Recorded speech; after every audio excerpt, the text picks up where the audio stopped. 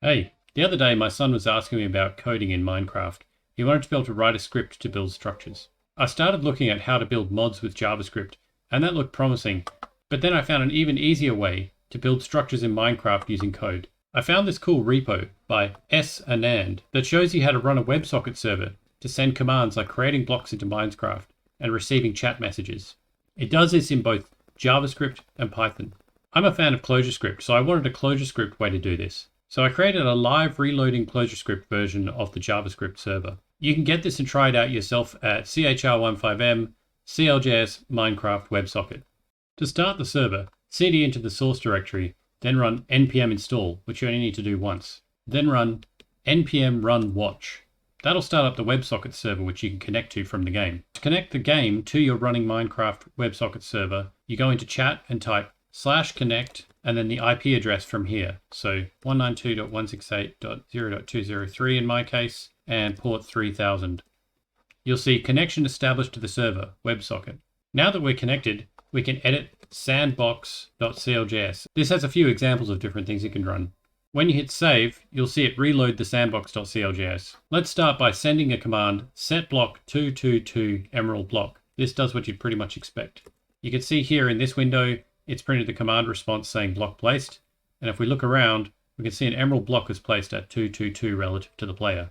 Now let's try something a bit more interesting, which is drawing a wall of emeralds near the player. So this does a send command, and it has a for loop looping over the positions where it's going to place the blocks. If we hit save, that'll live reload and push that out to the client. There we go, we see our wall appear instantly. Now the other thing we can do here with our WebSocket server written in ClojureScript is detect messages from the user. Here we've got a function onMessage, and if the user sends the word test, it'll print out what they sent. And this is actually a prefix, so any message prefixed with the word test. So let's try it out. Test, hello, world. Let's send that. And you can see here in the console, it's printed got.js test hello world, and it's already turned it into an array for us. So you can use that to build scripting behaviors. For example, here we have a function onMessageEpoll, build an emerald pole next to the player. So let's try this. We just type epoll and hit enter. Have a look around, and there's our emerald pole. The last example I'll show you is this onMessageHole command. So if you send the word hole, it digs a big hole. And we take a look down and it's dug a big hole, which I just fell into. Fly right out again.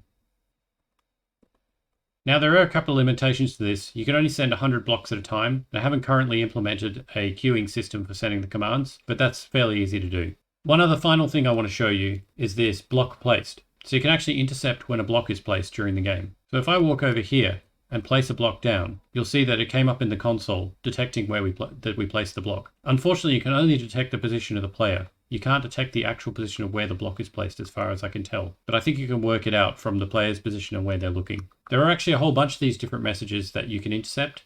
The documentation is not that clear, but it is linked from the main repository. So I hope that's useful for you, and enjoy scripting some stuff in Minecraft with a WebSocket server. Have fun. See ya.